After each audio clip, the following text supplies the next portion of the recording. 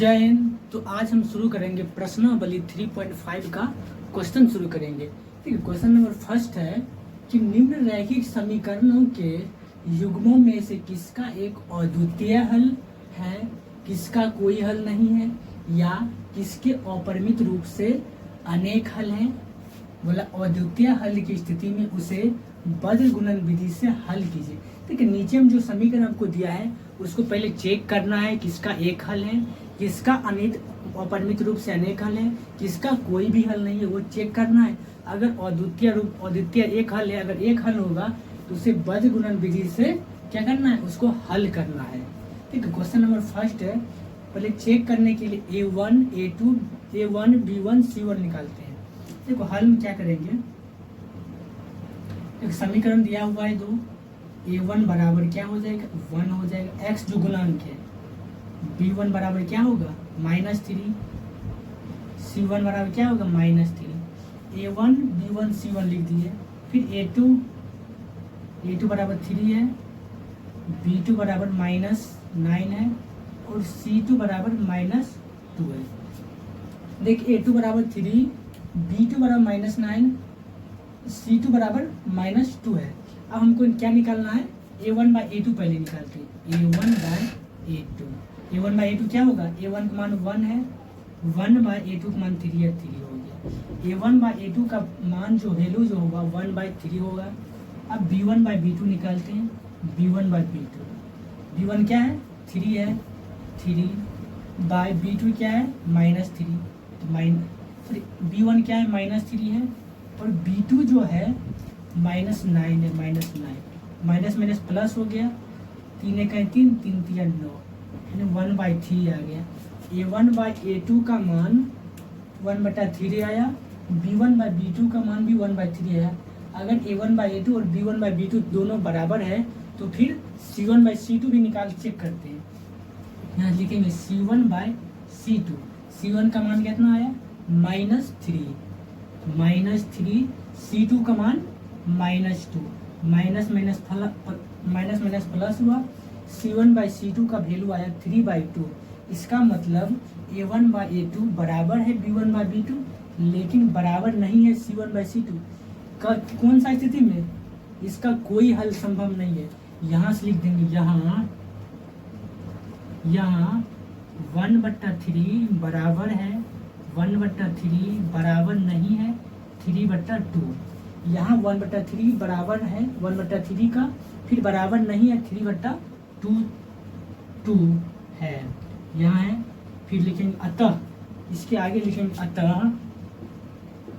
अतः A1/A2 बराबर B1/B2 बराबर नहीं है C1/C2 का, बराबर नहीं है C1/C2 का। ऐसा कौन सा स्थिति में होता है, A1/A2 बराबर है B1/B2 बराबर नहीं है C1/C2, जब समीकरण युग्म क्या हो, समांतर हो, एक दूसरे को कभी ना काटे। इसका मतलब इसका कोई भी हल नहीं है। यहाँ लिख देंगे अतः समीकरण युग्म का कोई हल नहीं होगा, कोई भी हल नहीं होगा। ठीक है, हम पहले चेक किए, A1 का मान 1 आया, B2 का मान, फिर B1 का मान -3, C1 का मान -3। फिर A2 देखिए, A2 का मान 3, B2 का मान -9, C2 का मान -2 आया। पहले A1/A2 निकाले तो 1/3 आया, B1/B2 निकाले वो भी 1/3 आया। जब A1/A2 और B1/B2 दोनों बराबर हो जाए उसके बाद C1/C2 निकालना है। जब C1/C2 निकाले तो यहाँ से 1/3 बराबर 1/3 आया, बराबर नहीं है C1/C2, इतना है। तो लिखे अतः A1/A2 बराबर B1/B2 बराबर नहीं है C1/C2 का, अतः समीकरण युग्म का कोई हल नहीं होगा। ठीक है, फर्स्ट नंबर आप समझ गए होंगे। फिर है सेकेंड नंबर क्वेश्चन। अब सेकेंड नंबर हम देखते हैं।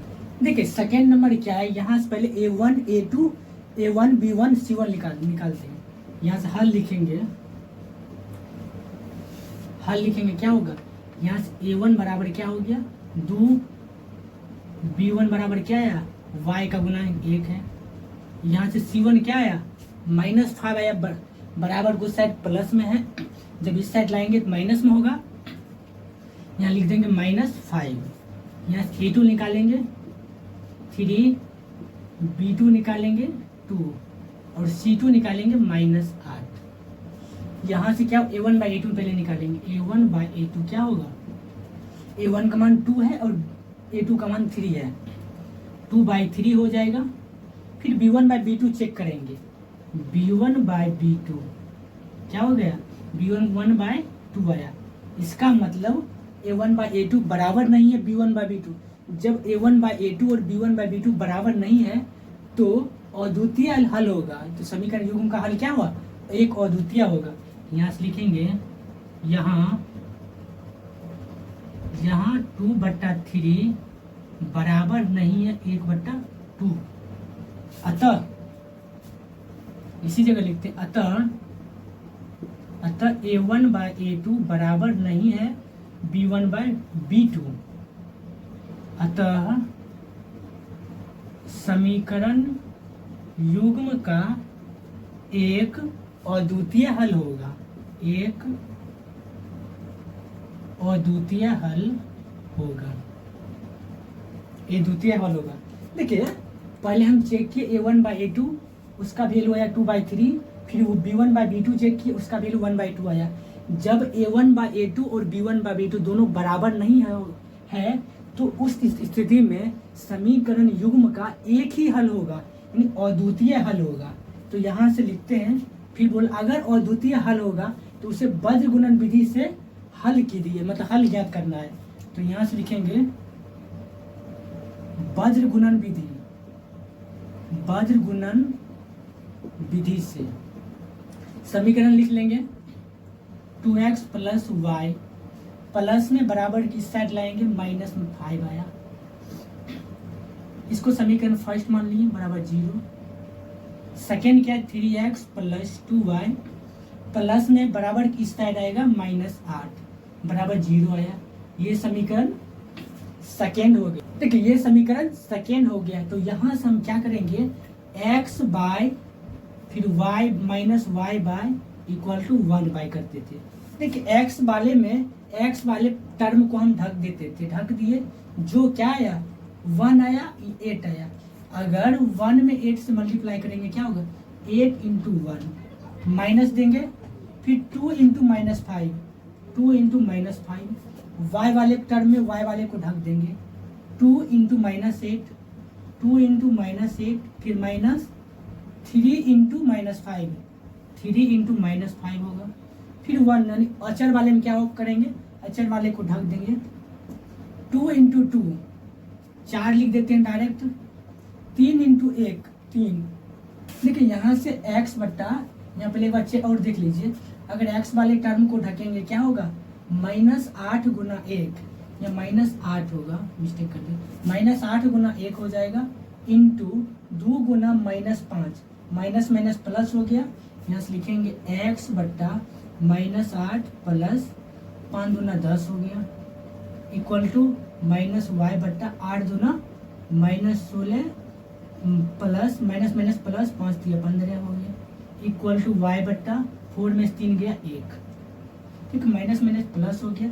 यहाँ से एक बार हम x वाले एक स्टेप और करेंगे, x बाय -8 प्लस 10 क्या होगा, x/2 इक्वल टू y बट्टा 3, माइनस यही प्लस कर दिए, ठीक, -y बाय क्या हो गया, -16 प्लस 15 -1 हो जाएगा, यहाँ से प्लस इक्वल टू y बट्टा 1 हो जाएगा।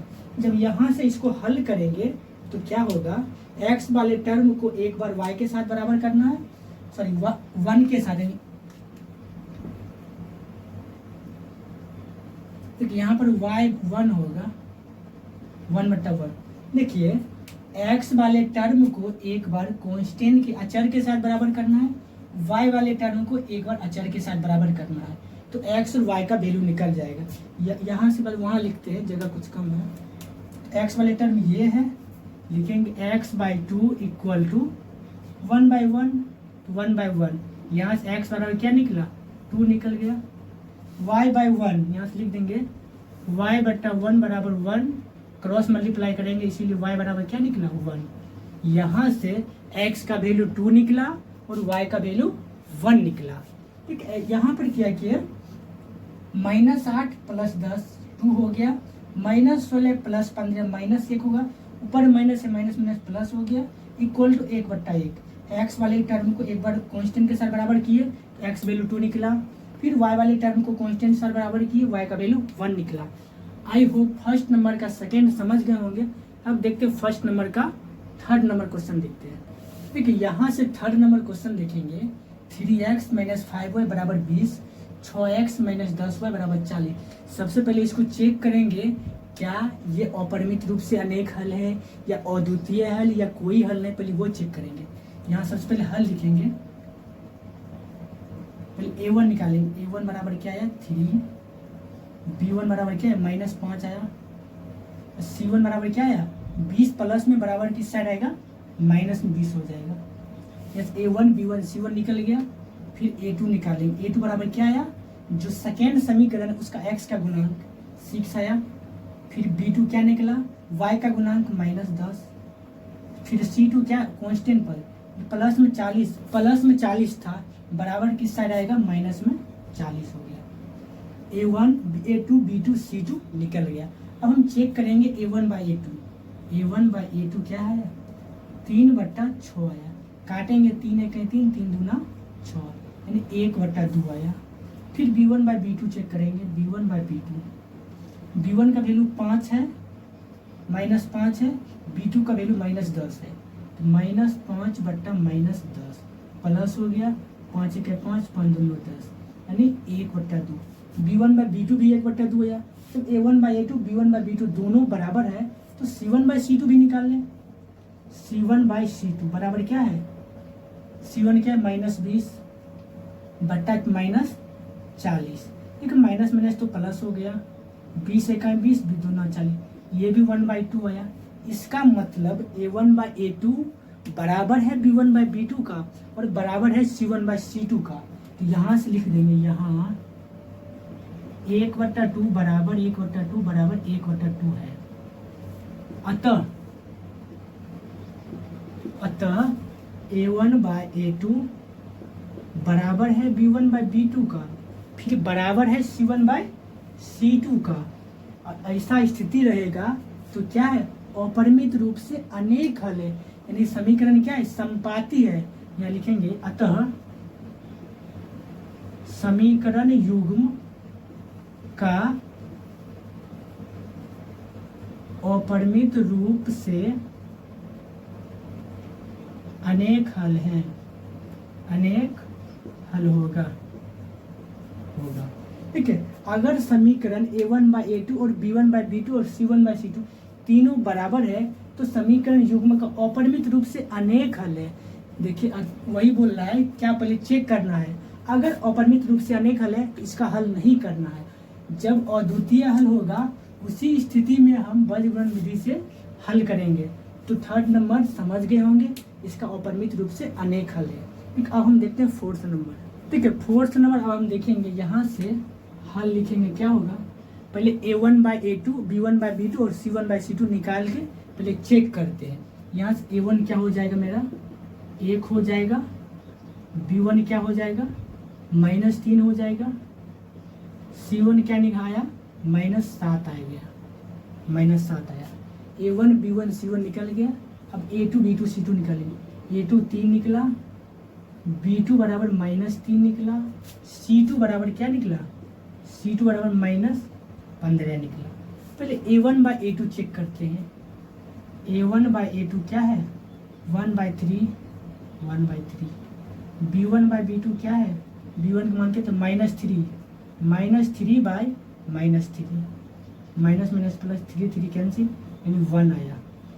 यानी कि a1/a2 1/3 आया, b1/b2 1/1 आया। यहाँ से लिख देंगे, यहाँ 1/3 बराबर नहीं है 1 का, 1/3 1 के बराबर है, 1/1 का है, 1 यहाँ 1/3 बराबर नहीं है 1 का। अतः a1/a2 बराबर नहीं है b1/b2 का। अगर बराबर नहीं है, अतः समीकरण युग्म का एक अद्वितीय हल होगा। देखिए, अगर a1 बाय a2 बराबर नहीं हो b1 बाय b2 तो इस स्थिति में समीकरण युग्म का हल क्या है? एक अद्वितीय है। अगर एक अद्वितीय है तो हमें बज्र गुणन विधि से इसको हल करना है। ठीक है, अगर यहाँ पर लिखेंगे बज्र गुणन विधि से, बज्र गुणन विधि से, तो ये समीकरण मेरा क्या है? समीकरण यहाँ से लिखते हैं x माइनस 3y माइनस 7 बराबर 0, समीकरण फर्स्ट है। 3x माइनस 3y माइनस 15 बराबर 0, ये समीकरण सेकेंड है। देखिए, x minus 3y minus 7 equal to 0, 3x minus 3y minus 15 बराबर 0। अब क्या करेंगे? x by equal to minus y by equal to 1 by लिख देंगे। यहाँ पर x वाले टर्म को हम ढक देंगे। जब x वाले टर्म को हम ढकेंगे तो क्या होगा? ढक देंगे तो क्या हुआ? -3 माइनस 15, यहाँ से लिखेंगे -3 इंटू माइनस 15, -3 इंटू ढक दिए क्या हो? -3 गुना -15, फिर माइनस का साइन, फिर क्या होगा? -3 गुना -7, -3 इंटू -7। y वाले टर्म को ढक देंगे 1 गुना -15, यहाँ लिख देंगे 1 गुना -15, फिर माइनस 1 गुना -15 हो गया, फिर 3 गुना -7, 3 गुना -7। जब अचर वाले के साथ करेंगे क्या होगा? -3 गुना 1, -3 गुना 1 -3 गुना 1 लिख दिए, फिर 3 गुना -3, 3 गुना -3। ठीक है, एक और फिर से देखिए कैसे किए। x वाले में x वाले टर्म को ढक दिए, -15 गुना -3, -15 गुना -3, फिर क्या होगा? -3 गुना -7, बीच में माइनस का चिन्ह, फिर -3 गुना -7, फिर y वाले टर्म को ढक देंगे 1 गुना -15, 1 गुना -15, फिर माइनस का चिन्ह, 3 गुना -7, 3 गुना -7, फिर कांस्टेंट वाले टर्म को ढक देंगे -3 गुना 1, -3 गुना 1, फिर 3 गुना -3, 3 गुना -3। जब इसको हम हल करेंगे तो क्या होगा वो देखिए, x बट्टा 15 तिया 45 माइनस माइनस प्लस 45 हो गया। देखिए, माइनस 7 तिया 21 माइनस माइनस प्लस 21 हो गया, बराबर क्या होगा? माइनस वाई बाय -15 हो गया, एक माइनस माइनस प्लस हो गया, 7 तिया 21 हो गया, बराबर क्या होगा? 1 बट्टा -3 माइनस माइनस प्लस 9 हो गया, या -3 प्लस 9 है, यहाँ पर है -3, यहाँ पर लिख देते हैं 1 बट्टा 3 इकाई 3 -3 माइनस माइनस प्लस 9 है, या -3 प्लस 9 है। जब इसको हम हल करेंगे तो क्या होगा? यहाँ पर मिटा देते हैं, इसको मिटा देते हैं, कई सब समझ गए होंगे। इसको यहाँ से लिखेंगे x बट्टा 45 में से 21 घटाएंगे, यानी 5 में से 1 घटा देंगे 4 होगा, और 4 में 2 गया 2, 24 हो गया, इक्वल टू माइनस वाई बट्टा क्या है? -15 है, -15 है, प्लस में 21 है, 15 6 21 हुआ, प्लस में 6 होगा, फिर इक्वल टू 1 बट्टा क्या हो जाएगा? -3 प्लस 9 क्या हो जाएगा? प्लस में 6 हो जाएगा, यस प्लस में 6 होगा। बारी बारी से एक बार x वाले टर्म को, एक बार कांस्टेंट को बराबर करना है, फिर एक बार y वाले टर्म को, एक बार कांस्टेंट को बराबर करना है। x और y का वैल्यू निकल गया, ठीक है, बराबर करते हैं क्या होगा? x बट्टा 24 बराबर 1 बट्टा 6, क्रॉस मल्टीप्लाई करेंगे क्या होगा?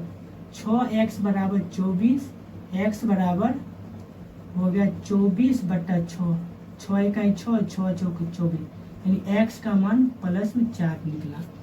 देखिए, x बट्टा 24 बराबर 1 बट्टा 6 कर लिए। उसके बाद निकालेंगे, क्रॉस मल्टीप्लाई करेंगे, 6 में x गुना करेंगे 6x, 24 में x गुना करेंगे 24, एक्स गुण 6 गुना में बराबर कुछ साइड के भाग में 24/6, 6 इकाई 6, 6 चौक 24, एक्स का मान 4 निकल गया। फिर वाई का वैल्यू निकालेंगे यहाँ से, -y/6 बराबर 1/6। ठीक है, क्रॉस मल्टीप्लाई करेंगे, -6y बराबर 6, इसीलिए y बराबर क्या हो गया, इसीलिए y बराबर 6/-6 कट गया, y बराबर क्या है, -1 है। यहाँ से x का मान 4 निकला और y का मान -1 निकला। I hope question number first का फोर्थ नंबर समझ गए होंगे। लेकिन यहाँ कुछ किए नहीं है, सिर्फ पहले चेक करना है। और द्वितीय अगर हल होगा तो बल गुणनखंड विधि में सबसे आसान है, x - y 1 दे देना है, x को निकालना, x वाले टर्म को ढक देना है, फिर y को निकालना, y वाले को ढक देना है, और कांस्टेंट निकालना है, कांस्टेंट वाले को ढक देना है। जब यहाँ से हल करेंगे तो इस रूप में 3 ऐसा रहेगा, x वाले टर्म, y वाले टर्म, कांस्टेंट। x वाले टर्म का x का मान निकालने के लिए x को कांस्टेंट के साथ बराबर करना है, तो x का वैल्यू निकल गया। फिर y का मान निकालने के लिए y को कांस्टेंट के साथ बराबर करेंगे तो y का वैल्यू निकल गया। बस आसानी है। ठीक है, अब हम देखते हैं क्वेश्चन नंबर 2। ठीक है, 2 नंबर का 2 में 2 क्वेश्चन है। 2 का फर्स्ट हम लोग देखेंगे। बोला a और b के किन मानों के लिए निम्न रैखिक समीकरणों के युग्म के अपरिमित रूप से अनेक हल है। बोला a और b के किन मानों के लिए जो नीचे में जो समीकरण दिया है इसका अपरिमित रूप से अनेक हल होगा।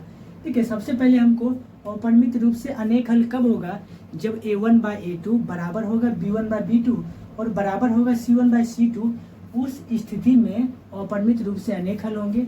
यहाँ से पहले a1 b1 c1 निकालते हैं, हल लिखते हैं।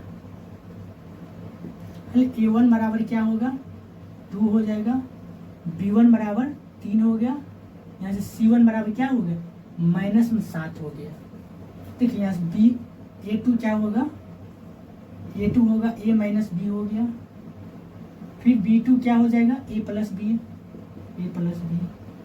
और c2 क्या हो गया, देख हम माइनस लेते हैं, माइनस ऐसे कर देते 3a + b - 2। देखिए इस सब को एक बार माइनस लिए, जब इधर आएगा तो माइनस में होगा सारा, इसलिए माइनस ले लिए, इस सारा को ये यहाँ पर लिख देंगे। यहाँ से बोला अपरिमित रूप से अनेक हल होने के लिए, यहाँ से लिखेंगे अपरिमित रूप से अनेक हल, अपरिमित रूप से अनेक हल के लिए। ठीक है, अपरिमित रूप से अनेक हल के लिए क्या कंडीशन है, यहाँ से a1/a2 बराबर b1/b2 बराबर है c1/c2। ऐसा सिचुएशन होना चाहिए तब जो a और b का मान निकलेगा उसमें अपरिमित रूप से अनेक हल होगा। यहाँ से a1 का मान निकाल रखेंगे 2/a - b बराबर है b1 क्या है 3/a + b बराबर c1 क्या है -7 -7/-3a + b -2। देखो माइनस पहले ध्यान देखिए, ये जो c2 को जो वैल्यू लिए, इस सारा को अगर हम कोष्ठ में बंद करेंगे, बराबर किस साइड लाएंगे तो यहाँ पर माइनस लग जाएगा, माइनस लगेगा, वही हम माइनस के साथ वो पूरा टर्म लिख दिए, इसलिए c2 का मान वही हो गया, तो माइनस प्लस हो गया। यहाँ पर हम a और b का वैल्यू देखिए, यहाँ पर हम a और b का वैल्यू निकालेंगे। एक बार इसको जीरो करिए या फिर इसको जीरो बराबर, फिर एक बार इस टर्म और ये टर्म को बराबर कीजिए, फिर ये टर्म और इसको बराबर कीजिए, या फिर इसको किसी को भी बराबर कीजिए, a और b का वैल्यू निकालना है।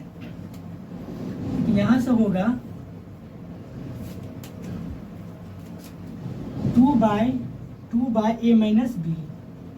b बराबर, इस दोनों को हम बराबर करते हैं, 2/a - b बराबर 3/a + b।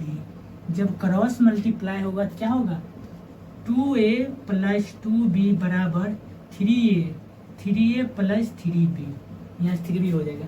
यहाँ से अगर बराबर एक a वाले और b वाले एक साथ लाएंगे क्या होगा, देखिए यहाँ पर एक बार ये वाले टर्म और ये वाले टर्म बराबर किए, 2/3a - b बराबर 3/a + b। जब क्रॉस मल्टीप्लाई किए 2a + 2b बराबर 3a माइनस होगा 3b -3b। अब इसमें से a वाले टर्म को एक साइड ले जाएंगे, 3a प्लस में a इधर आएगा माइनस, ये 2a है, 2a प्लस में 3a बराबर किस साइड आएगा, माइनस में 3a बराबर क्या है, माइनस में 3b है, प्लस में उधर गया माइनस में 2b हो, यहाँ से हो जाएगा। इसको मिटा देते हैं थोड़ा, बस ये सारा मिटा देते हैं, तो सिर्फ मान ही निकालना था। क्या हो जाएगा यहाँ से 2a माइनस 3a क्या हो जाएगा, माइनस a बराबर हो जाएगा 3 2 5 minus 3b minus 2b minus 5 भी हो जाएगा, माइनस 5b कट गया। यहाँ से a बराबर क्या निकला, 5b। इसको समीकरण हम फर्स्ट मान लेते हैं। इसको समीकरण फर्स्ट क्यों माने हैं, कि बराबर दूसरा बार कीजिएगा तब पता लगेगा। ठीक, अब ये वाले टर्म और ये वाले टर्म दोनों को बराबर करते हैं। 3/a प्लस b बराबर है 7/3a प्लस b माइनस 2। देखिए ये वाले पर टर्म बराबर करेंगे, 3/a प्लस b बराबर है 7/3a प्लस b माइनस 2 के, जब बराबर है, जब यहाँ से क्रॉस मल्टीप्लाई करेंगे, ये 3 से नीचे वाला के सारा टर्म मल्टीप्लाई होगा क्या होगा, 9a हो जाएगा प्लस 3b हो जाएगा माइनस 6 हो जाएगा बराबर 7a हो जाएगा, 7a प्लस 7b हो जाएगा। यहाँ से निकल का आया 9a प्लस में इधर आएगा माइनस में 7a प्लस 3b है, तो 3b प्लस में 3b है, इधर आएगा तो माइनस में 7b, 6 माइनस में उधर गया प्लस में 6 आया 6। यहाँ से निकला है 9a में से 7a घट गया, क्या हो गया 2a बचा, 2a plus 3b minus 7b क्या होगा, माइनस में 4b निकलेगा, माइनस 4b बराबर क्या 6 आया। ये समीकरण मेरा सेकेंड है। ठीक है, समीकरण फर्स्ट और सेकेंड को देखिए ध्यान से, उससे ये पता लगेगा। इधर मिटा देते हैं। समीकरण फर्स्ट और सेकेंड से देखिए, a बराबर दिया है, या समीकरण सेकेंड में 2a माइनस 4b बराबर 6 है। ठीक, इसमें बोल नहीं रहा है कि बजगुणनखंड विधि से, कोई भी विधि से बोल नहीं रहा है, आपको जो सुविधा बुझाए बस वो लिखिए। यहाँ प्रतिस्थापन विधि से कर देते, a का मान निकला हुआ समीकरण सेकेंड में रख देंगे आसान से। यहाँ से लिखेंगे समीकरण, अगर बोलता कोई विधि से उस विधि से कर सकते हैं, यहाँ कुछ बोल ही नहीं रहा तो हमको जो जैसा विधि सुविधा हो जाए वैसा रख देते हैं। लिखेंगे समीकरण सेकेंड में a का मान रखने समीकरण सेकेंड मेरा यही है 2a, 2 इंटू a का मान क्या है 5b है, 5b फिर माइनस 4b बराबर 6। देखिए ध्यान देखिए, यहाँ क्या 2a है, a की जगह पर हम 5b रखेंगे, a की जगह पर 5b रखेंगे, 2 इंटू 5b माइनस 4b है तो 4b बराबर 6 बराबर 6 दीजिए। यहाँ से हल करेंगे क्या होगा, 5 दूना 10b, 10b माइनस 4b बराबर 6, 10b में से 4b घट गया कितना होगा 6b हो जाएगा, 6b बराबर 6। यहाँ से b बराबर क्या होगा 6/6 कट के 1 आया, b का वैल्यू 1 आया, b का वैल्यू 1 आया। ठीक है, समीकरण फर्स्ट में अगर b का मान रख दीजिएगा तो a का वैल्यू आ गया। लिखेंगे समीकरण फर्स्ट में b का मान रखने पर, फर्स्ट क्या है a बराबर 5b, 5 गुना b का मान 1 है, यानी a का मान 5 निकला और b का मान 1 लिखा, यानी a का मान 5 और b का मान 1, a का मान 5 और b का मान 1 के लिए समीकरण युग्मक क्या होगा अनेक हल, अपरिमित रूप से अनेक हल होगा। ठीक है, मेन बात है आपको याद करना पड़ेगा, एक बार याद रखना है अपरिमित रूप से अनेक हल किस स्थिति में होगा, जब a1/a2 बराबर है b1/b2 और बराबर है c1/c2। बराबर कर दिए तीनों, और 3 स्थिति में 2 बार को बराबर करना है, एक बार ये दोनों टर्म को बराबर करना, एक बार 2 टर्म को। जब दोनों को बारी बारी से बराबर किए तो 2 समीकरण आया। देखिए इस क्वेश्चन नंबर 2 में इंगित नहीं किया है कि हमको किस विधि से हल करना है, हमको जैसा सुविधा बुझाया उस विधि से हल कर दिए। अगर दिया रहा था बजगुणनखंड विधि से तो बज गुणनखंड विधि से कर देते, लेकिन यहाँ दिया भी नहीं था तो वैसे भी कर दिए। यहाँ अगर समीकरण फर्स्ट में ए का मान दिया है और समीकरण सेकेंड में अगर ए का मान रख देंगे तो प्रतिस्थापन विधि से आराम से बना दिए। ए का मान 5 आया, बी का मान 1 आया। आई होप क्वेश्चन नंबर 2 का फर्स्ट समझ आ गया होगा। अब हम देखते हैं क्वेश्चन नंबर 2 का सेकेंड देखते हैं, आप लोग बने रहे। सेकेंड नंबर क्या है, क्वेश्चन 2 का सेकेंड नंबर है के किस मान के लिए निम्न रैखिक समीकरण के युग्म का कोई हल नहीं है। देखो किस स्थिति में समीकरण युग्म का कोई हल नहीं होगा, जब a1 बराबर a1 बाई a2 बराबर है b1 बाई b2 का, लेकिन बराबर नहीं है c1 बाई c2, तो इस स्थिति में समीकरण युग्म का कोई हल नहीं होगा। तो वही बात बोलते हैं, वही काम करते हैं। यहाँ से यहाँ हल लिखेंगे, क्या होगा, यहाँ से a1 b1 c1 मान निकालेंगे। a1 बराबर 3, b1 बराबर a1 3 b1 1, यहाँ से c1 क्या आएगा -1, a2 बराबर 2k - 1, b2 बराबर क्या होगा k - 1, यहाँ से c2 क्या निकलेगा, c2 बराबर -2k + 1। देखिए ये पूरे टर्म कोष्ट में लेकर बराबर की साइड ले जाएंगे तो माइनस में होगा, तो डायरेक्ट माइनस ले लिए। यहाँ से क्या बोल रहा है, रैखिक समीकरण युग्म का कोई हल नहीं है। यहाँ से लिखेंगे समीकरण युग्म का कोई हल नहीं है। कोई हल नहीं के लिए, समीकरण युग्म का कोई हल नहीं के लिए क्या होता है, a1 बाई a2 बराबर है b1 बाई b2, बराबर नहीं है c1 बाई c2। देखिए k1 का मान ऐसा क्या होगा जो अपरिमित, क्या समीकरण युग्म का कोई हल नहीं है, तो ये स्थिति बैठाएंगे और इस स्थिति पर सारा मान पुट करेंगे। यहाँ से हो जाएगा a1 का मान क्या है 3 बट्टा 2k - 1, b1 का मान क्या है 1 बट्टा b2 का मान k - 1 बराबर नहीं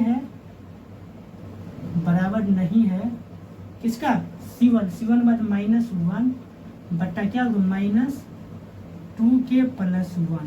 देखो माइनस प्लस हो गया। देखो ये सब तो बराबर नहीं है, लेकिन यही दोनों बराबर है। एक बार इसको बराबर करते हैं और k का मान निकालते हैं। k का मान एक ही होगा, क्योंकि अगर इसको इसके बराबर करेंगे k का मान अलग अलग हो जाएगा।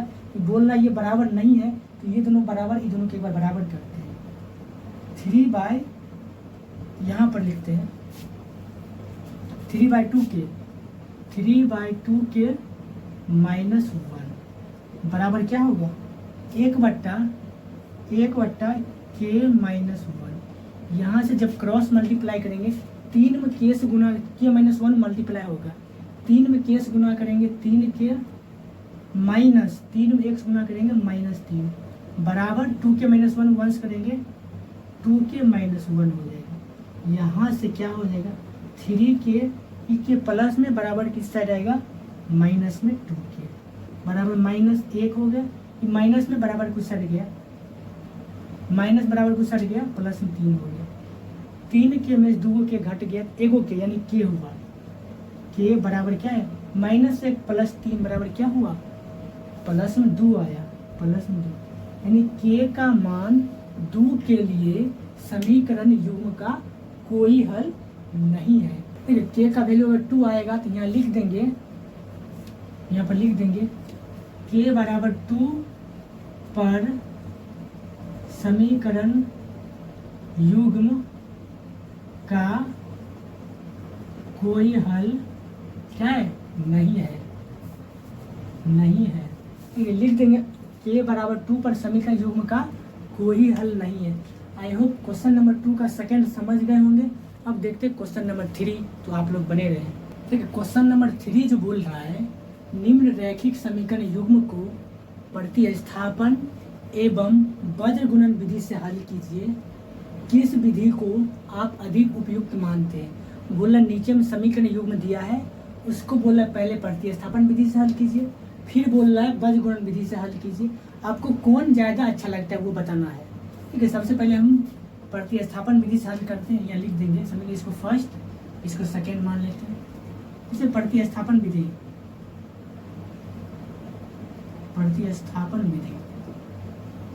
से देखिए यहाँ से सब में चर का जो गुणांक सबसे कम किसमें है, 8 है, 5 है, 3 है, 2। समीकरण सेकेंड में चर का गुणांक है, यहाँ लिख देंगे समीकरण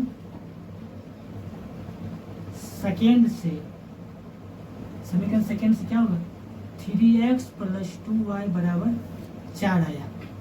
2y बराबर क्या होगा, 4 - 3x। y का जो वैल्यू निकला 4 - 3x/2 आया। ठीक है, ध्यान से हम क्या किए वो देखिए। समीकरण सेकेंड ये है 3x + 2y बराबर 4, 3x + 2y बराबर 4। देखिए 3x बराबर में प्लस में बराबर कुछ साइड लेके माइनस में हो गया, 2 गुना में इधर आएगा, भाग में आएगा। y बराबर 4 - 3x/2 आया। इसको समीकरण थर्ड मान लीजिए। जब मान लीजिए तो समीकरण फर्स्ट में y का मान रखने पर यहाँ लिखते हैं समीकरण फर्स्ट में y का मान रखने पर, समीकरण फर्स्ट क्या यही है, 8x + 5 × y का वैल्यू क्या है, यही है 4 - 3x/2 बराबर क्या है, बराबर 9 है। 9 देखिए अगर आप यहाँ से भिन्न का जोड़ करेंगे तो क्या होगा, जब हम बनाते हैं भिन्न का जोड़ करेंगे 1 और 2 का लघुत्तम क्या हो जाएगा, 2 हो गया। 8 × 2 = 16x प्लस 5 है 5 इंटू क्या हो जाएगा 4 - 3x, 4 - 3x बराबर 9 है, तो 9/1। ठीक है, क्या किया देख लीजिए। देखो 5 तो ऊपर में गुणा के रूप में 5 × 4 - 3x हो गया। 1 और 2 का लघुत्तम 2 हुआ। अगर 2 में 1 से भाग देंगे क्या 2 होगा, 2 में 8 से गुना करेंगे 16 प्लस, अगर 2 में 2 से भाग देंगे 1 हुआ, 1 में अगर 5 से गुना करेंगे तो 5 हो गया। गुना के रूप में लिख लेंगे। अब क्या करेंगे, गुना करते हैं 16x + 5 × 20 माइनस 5 × 15x/2 बराबर 9/1 हो गया। 16x 5 × 20 प्लस माइनस 5 × 15x, यहाँ से हो गया 16x - 15x, एक x यानी x हो गया, x + 20/2 बराबर 9/1। जब यहाँ से क्रॉस मल्टीप्लाई करेंगे क्या होगा, x + 20, 2 है इधर गुना होगा, 9 दूना 18 हो जाएगा, बराबर 18 होगा। यहाँ से x बराबर क्या निकले 18, ये प्लस में 2 है बराबर किस साइड आएगा, माइनस में 20 हो गया। प्लस में 2 है बराबर 20 है, इधर आएगा तो माइनस में 20। यहाँ से x जो वैल्यू निकला 18 - 20 यानी -2, यानी x जो वैल्यू निकला -2 निकला। अब यहाँ से समीकरण थर्ड में लिखेंगे, समीकरण थर्ड में x का मान रखने पर समीकरण थर्ड क्या है, y = 4 - x का मान क्या है, -2 है। 3 में -2 से गुना किया -6 हुआ, माइनस प्लस में 6 हुआ बटा 2 हुआ। 6 में 4 जोड़ देंगे, 6 × 4 = 10 हो गया। 10 में 2 है, 10/2, 10 में 2 से भाग देंगे 5 होगा, यानी y का मान 5 निकला और x का मान कितना है, -2 आया।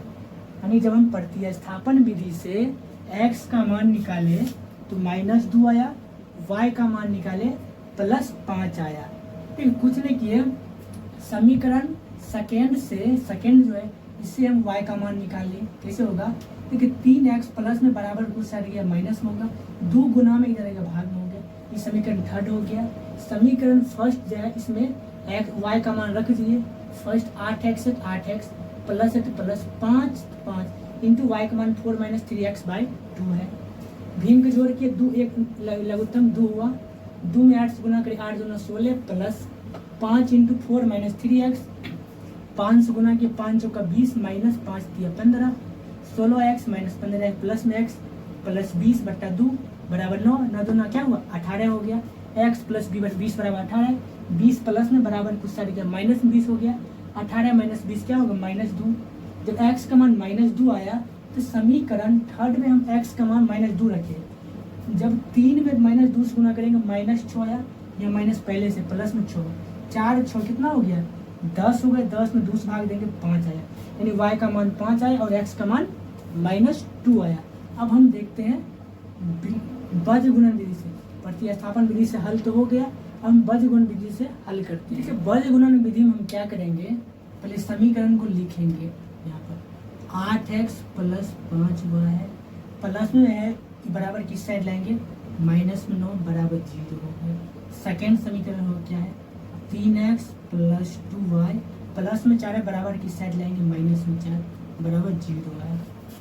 अब यहाँ से x बट्टा इक्वल टू माइनस वाई बट्टा इक्वल टू 1 बट्टा, अब क्या करेंगे x वाले टर्म को ढक लीजिए, 4 5 20 माइनस 20 होगा, हम डायरेक्ट माइनस 20 दे देते हैं माइनस, अब क्या होगा 9 दूना 18 माइनस 18 पहले से माइनस है प्लस 18 हो गया।